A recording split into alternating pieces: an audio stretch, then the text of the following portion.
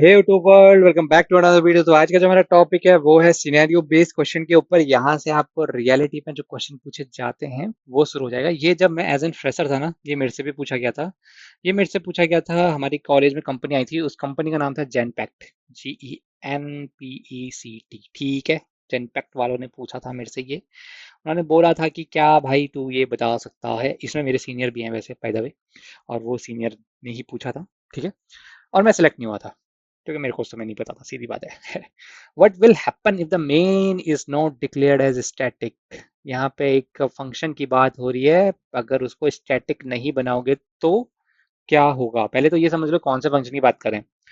एक फंक्शन है हमारा पब्लिक स्टैटिक, समझ गए होगे तुम, वॉइड मेन, और ये लेता है स्ट्रिंग के आर्ग्यूमेंट्स, स्ट्रिंग ARGS, ठीक है। एक एरे लेता है उसकी। ये क्वेश्चन मैंने तुमको 2 वीडियो पहले पढ़ाया हुआ था। ये जब मैंने एक्सप्लेन करा था पब्लिक स्टैटिक वॉइड मेन, मैंने तुमको बोला था कि ये एंट्री पॉइंट है हमारा। हम कुछ भी लिखते हैं तो मेन जेवीएम किसके पास जाएगा। तुम इसके ऊपर बथेरी क्लासेस लिख दो, कुछ भी लिख दो इसके ऊपर, कितनी क्लासेस लिख दो। यहाँ क्लास 1 है तुम्हारी, क्लास 2 है तुम्हारी, क्लास 3 है तुम्हारी, कितने पैकेजेस लिख दो। जेवीएम कहाँ आएगा। जेवीएम आएगा तुम्हारा सिर्फ मेन मेथड को ढूंढते हुए। कहाँ आएगा, सिर्फ मेन मेथड को ढूंढते हुए। जेवीएम बोलेगा मेरी एंट्री तो यहीं से होनी है, कहाँ से, मेन मेथड से होनी है, ठीक है। तो ये क्या है, एंट्री पॉइंट है जेवीएम का, एंट्री पॉइंट है जेवीएम का, ठीक है। समझ गए। तो जेवीएम किसको ढूंढता है, मेन को ढूंढता है। मेन के अंदर जो जो लिखे रहोगे, जितने ऑब्जेक्ट बनाने होंगे सब यहाँ लिखे रहेंगे, वो सब फिर जेवीएम बनाना शुरू करेगा, ठीक है। काम ऐसे होता है, प्रोसेस समझ में आई। अब वो क्या कह रहा है, भाई तू इसको स्टैटिक मत बना, स्टैटिक मत बना, पब्लिक वाइड मेन बना दे इसको, ठीक है।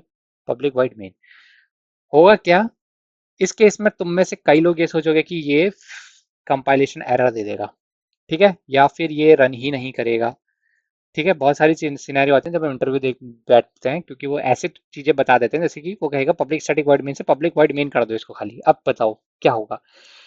तुम कर सकते हो ऐसा, जावा अलाउ कर सकता है तुम्हें, जावा करता है अलाउ, तुम ये कर सकते हो, दिस इज अचीवेबल। लेकिन लेकिन ये कंपाइल होगा, ठीक है। ये कोई एरर नहीं थ्रो करेगा, ये एरर भी थ्रो नहीं करेगा, ठीक है। लेकिन मेन मेथड जो है वो प्रोग्राम का एंट्री पॉइंट रीड ही नहीं करा जाएगा, कुछ होगा ही नहीं, कुछ नहीं होगा, कोई एरर थ्रो नहीं करेगा। तुम प्रैक्टिकली करके देख सकते हो। This is not going to give you any error, error तो आएगा ही नहीं, ठीक है, भूल जाओ, ठीक है।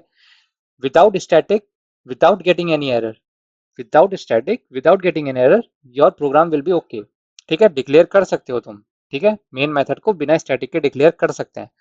पर जेवीएम अपन, जेवीएम पूरा एक वर्ड ढूंढता है, public static void main. Static क्यों लगा रखा है यहाँ पे, जेवीएम बैठ के तुम्हारे लिए यहाँ पे क्या, जो तुम्हारी क्लास होती है ना, बेसिकली अगर मेरी क्लास है, एक क्लास के अंदर एक मेन मेथड होता है, ठीक है, जो हमारा एंट्री पॉइंट है। अगर मैं इस क्लास का नाम दे देता हूँ क्लास PC, ठीक है, और ये मेरी पूरी क्लास है, तो अब क्या होगा, जेवीएम को इसका पहले ऑब्जेक्ट बनाना पड़ेगा यार। जेवीएम को ऑब्जेक्ट ना बनाना पड़े इसलिए तो ये स्टैटिक लगा रखा है यहाँ पे। स्टैटिक का मतलब जान लो क्यों लगाया है। अगर स्टैटिक नहीं है तो इस क्लास का ऑब्जेक्ट ही नहीं बना वहां पे। स्टैटिक का मतलब क्या है, स्टैटिक का मतलब ये कि जैसे तुमने स्टैटिक लगाया तो तुम्हें ऑब्जेक्ट बनाने की जरूरत नहीं है, तुम डायरेक्टली क्लास का नाम और उस मेथड को कॉल कर सकते हो। तो जेवीएम कॉल कैसे करता है, PC डॉट मेन क्लास को पकड़ता है और मेन को कॉल करता है, ठीक है।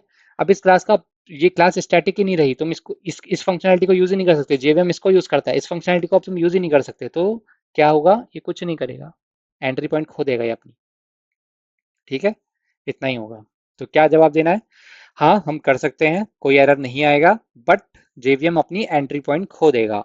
तो क्या होगा, प्रोग्राम में एंट्री नहीं होगी, तुम कितना ही लंबा चौड़ा कोड लिख लो, कुछ नहीं होने वाला है, ठीक है, कोई एरर भी नहीं आएगा, ठीक है।